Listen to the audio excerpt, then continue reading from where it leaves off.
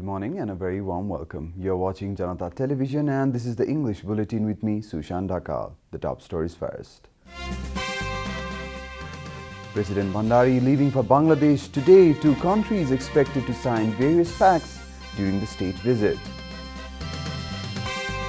Main suspect of Bhagirathi murder case changes his statement, says he was framed and is witness to the crime.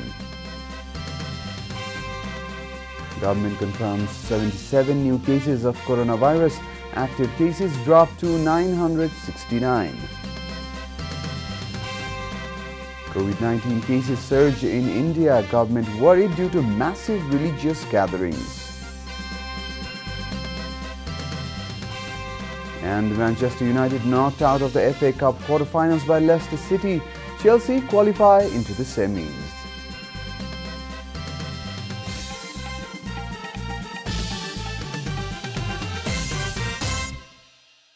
And now the news in detail.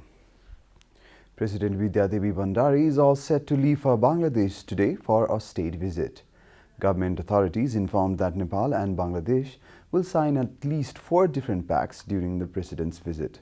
A source at the Ministry of Foreign Affairs informed JanataTelevision that the president will also sign a transshipment agreement with Bangladesh. Following the agreement, Nepal will be allowed to use Rohanpur-Singhabad railway route of Bangladesh for overseas trade. Bangladesh has been providing transshipment facility to Nepal since a long time.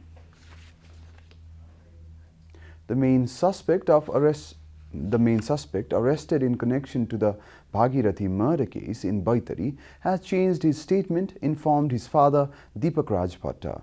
Organizing a press meet in Kanchanpunkha yesterday, Bhatta said his son Dinesh Bhatta has finally revealed the truth after his family moved to the plains in Kanchanpur due to security concerns.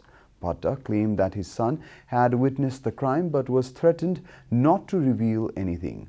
According to him, the accused Dinesh was threatened that his father and mentally ill brother would be murdered if he said anything about the incident. Bhatta said his son initially accepted the crime under pressure because he was threatened by the murderers. He added that Dinesh had seen Bhagirathi, who he considers as elder sister, being murdered while he was returning home from school. Dinesh has alleged that the real culprit is a government employee of Ward No. 7 of Dogara Kedar Rural Municipality and another masked man. Dinesh, who is currently in a juvenile rehabilitation center, informed his father about the incident during a recent telephone conversation. Bhatta claims that the authorities were trying to frame an innocent person and protect the real culprit. Nepali Congress leader Prakash Man Singh has said that Prime Minister KP Sharma Oli should resign to allow the formation of a new government. Inducting the CPN UML and CPN Maoist Centre cadres to the Nepali Congress Party at his residence in Chaksibari, Singh said the Prime Minister Oli should resign on moral grounds and allow the formation of a new government. He added that Prime Minister Oli has not shown even the slightest morality and argued that the Prime Minister should resign, taking into account the values of politics. He condemned the fact that the Maoist Centre has not withdrawn its support to the government and the Janata Samajwadi Party has still not demanded his resignation. Leader Singh also said that the Communist Party has not been able to fulfill the mandate given by the people for 5 years. He emphasized the need for all parties to work together to save the country from tipping over the point of instability. This is Janata Bulletin. We'll be right back after a short break.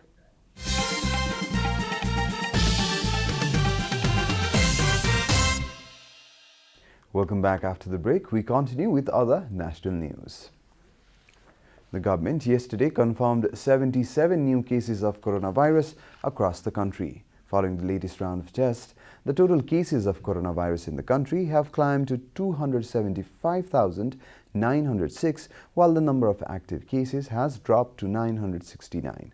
According to Ministry of Health and Population, altogether 271,921 infected persons have recovered from the disease in the country so far.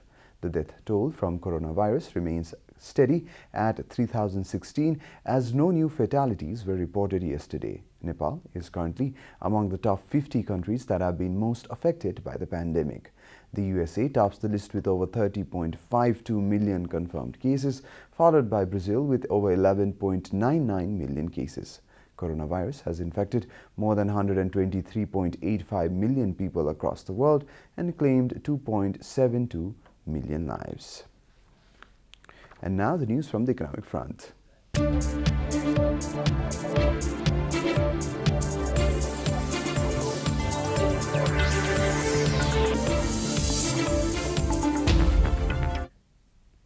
Nepal Rashtra Bank has directed to report whether the refinancing, concessional loan and business continuity loan have reached the target group.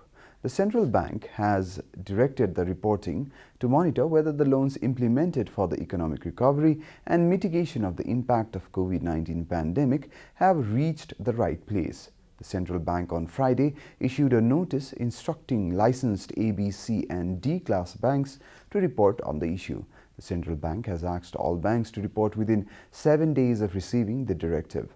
Along with the information, the bank has also made public a sample letter with the format for reporting. The central bank is instructed to report the details in the reporting portal according to the sample letter. Time for a short break here at Janata Bulletin. Stay tuned for international news.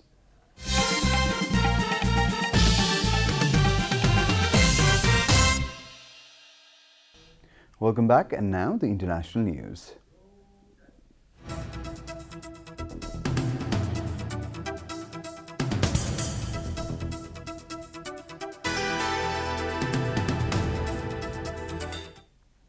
India's Health Ministry yesterday warned that a huge gathering of devotees for a Hindu festival could send coronavirus cases surging.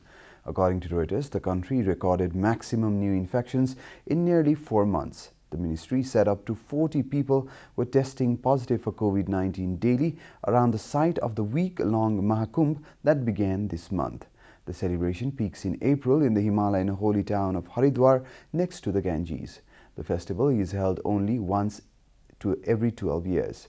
Organizers have said more than 150 million visitors are expected, as many Hindus believe bathing in the river during this period absolves people of sins and brings salvation from the cycle of life and death.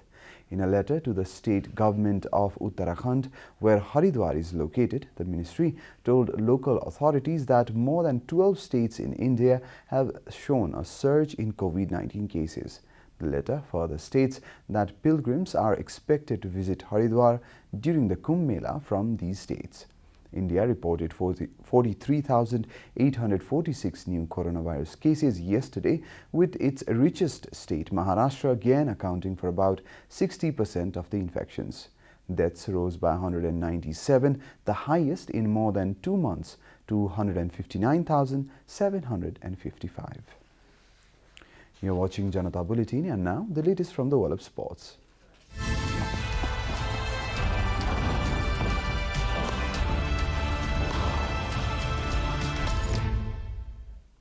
Leicester City reached their first FA Cup semi-final for 39 years with a fully deserved win over Manchester United at the King Power Stadium. Brendan Rodgers' side will face Southampton at Wembley on April 17th.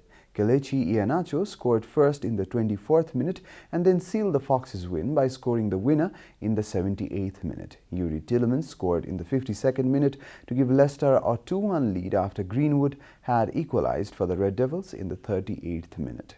The game ended 3-1 in favour of the Foxes. In other matches, Chelsea beat Sheffield United by 2-0, with the Blues securing a semi-final place with a hard-fought victory. A 24th minute Norwood own goal and an injury time Ziyech goal helped Chelsea secure a semi-final place, where they will go up against Manchester City.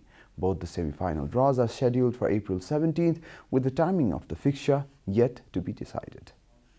We are at the end of Janata Bulletin, and the headlines once again. President Bhandari leading for Bangladesh today. 2 countries expected to sign various pacts during the state visit. Main suspect of Bhagirathi murder case changes his statement, says he was framed and is witness to the crime.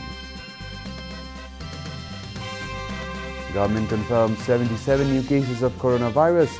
Active cases dropped to 969. COVID-19 cases surge in India. Government worried due to massive religious gathering. And Manchester United knocked out of the FA Cup quarter-finals by Leicester City. Chelsea qualify into the semis.